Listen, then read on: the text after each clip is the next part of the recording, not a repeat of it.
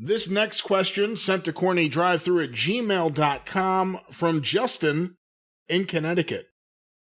Is Vince at his best when he's producing someone else's ideas? You look at the most successful times of WWE, he was always producing someone else's ideas. For instance, Pritchard and Cornette, Russo and Ferrara, Paul Heyman, etc. Patterson. Vince's original ideas gave us Gobbledygooker, Isaac Yankem, $1 Million Mania, Katie Vick, and Fake Diesel. Is Vince McMahon the Rick Rubin of wrestling? Now what? Why would better at producing someone else than being the artist himself? Okay, well, I don't know if Rubin ever tried to be an artist. I don't know if he can play any instrument. He was a DJ. That's how Def Jam started. He was a DJ. Well, but that's just playing other people's shit. But it's putting it in a new way to create a new song.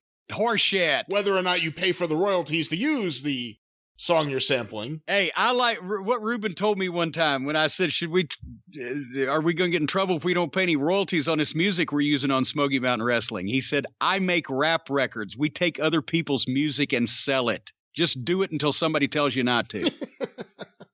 Anyway, well, I mean, yeah, that question, the answer is yes.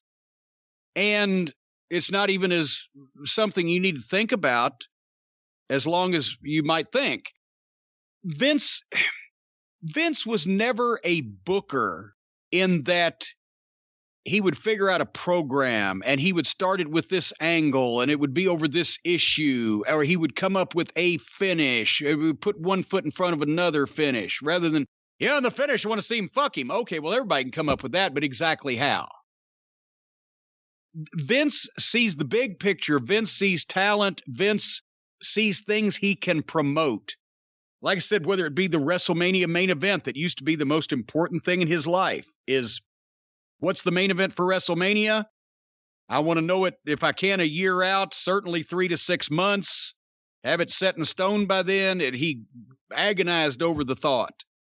And when he would rethink things, remember when 97, the worst WrestleMania buy rate of all time, but he didn't get what he wanted with Brett and Shawn because they were having their shit, and he went back to the big guys, and we got Taker and Diesel, and that sucked. Or not 97, but goddamn, what was it? 97, Taker and Sid is what I'm trying to say. So yes, he's better producing other people's ideas, because then if you have guys that can come up with finishes, or if you have guys that can come up with angles, or if you have guys that do say, well, I've done this in the past or that in the past, because Vince was never a performer, as we all know, until the Attitude Era. So he didn't have, most bookers were wrestlers, or at least were performers in the business. And so they had a mental Rolodex of finishes they'd been involved in, angles they had done, things they'd seen in the territories they'd worked, whatever. Vince never watched any other wrestling besides his. He obviously saw plenty of WWF, but that led to repetition over time. And WWF style booking was repetitious to begin with. So Pat Patterson was an entirely new way for him to look at things in the mid 80s and 90s. And then whether it was Bruce or me or even Shitstain, it was a different way of looking at shit, that's for sure. But he always did that with everybody that was working with him, and he would pick out the things that he liked the best to make the final say as the boss. And then he usually liked the things that he, in his mind, could see, this is the tagline, this is the promotion, this is the promotional push. The 4th of July, yeah, he'll slam the evil foreign giant on the deck of the Intrepid for the 4th of July, and then we'll get him a bus and dress him in red, white, and blue. Vince had promotional ideas like that. Vince didn't have wrestling ideas. So the wrestling had to be done by the wrestlers and his staff. How would you compare? I'm sorry. I was just going to say, I don't think I ever heard Vince say, this is a finish I want to do, and then call an actual finish like you do in a locker room. I don't think I ever heard it once. How would you compare Vince with this process to Bill Watts? Because although Bill Watts was an extremely talented booker and had great success. Look at what he did in Florida. When you were at Mid-South and for several years before that and after that, he had a booker. So how would you compare him producing his booker to Vince producing his? Well, but see, there's almost completely the opposite, to the point where Watts was usually a better booker than his booker. So what it would be was Watts would have a booker because he got to the point, he had been a booker for other people. He booked Atlanta, he booked Florida, he booked for Leroy McGurk. But when you're running the company and you own the whole thing and you don't want to be on the road anymore, going to the towns every night, that's when you hire a booker. But it may kind of like be Rick Rubin hiring an assistant producer.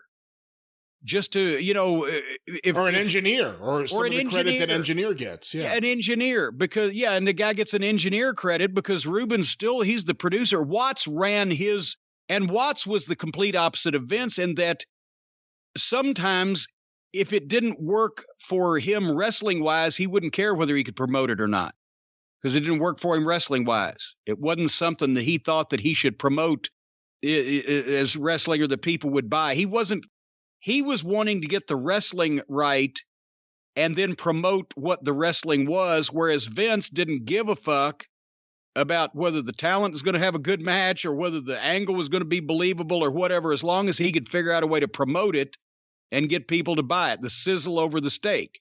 Watts was a lot of steak and a little sizzle. Vince was a lot of sizzle and very little steak. They had two completely different philosophies about how to go about it, but they were able to work together that brief time because they respected each other's various talents and success they'd had. But then in the end, in that situation, Vince had to have the final say, and Watts was not going to coexist, put up with, or acquiesce to that, somebody overruling him about wrestling.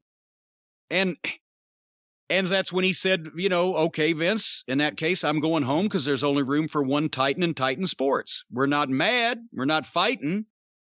But, same thing in Atlanta. They said he had the final say, and then he found out he didn't have the final say. And you will find with perfectionists and people that, let's face it, Bill Watts was probably at the time in the 80s, if not the best booker in the business, one of the best two or three. And when you find people that are confident in their ability and not only know that they're the best at what they do, but have a track record of it, they don't want to be told anything different in their specialty. And so that's why they prefer to do their own thing rather than things for other people, because it's too much fucking headache dumbing your shit down for the people you're working for. And by the way, as you can tell, I've experienced a bit of that myself. I was going to say, who would a booker become more frustrated working under, Vince or Watts? Vince.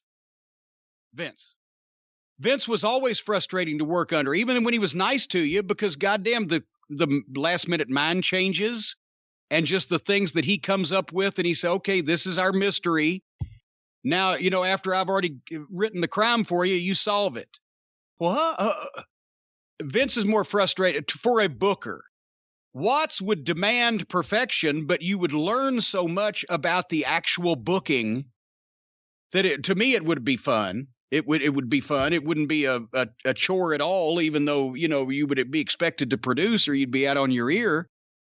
But again, I didn't work in the office with Watts, but I worked as a talent for Bill Watts for a year, and it was never frustrating. I never learned so much in one compact period about the wrestling business in my life. Whereas Vince, be very fucking frustrating. I learned tons about promotion and television and dealing with things like that from Vince. I never learned anything about wrestling from Vince McMahon.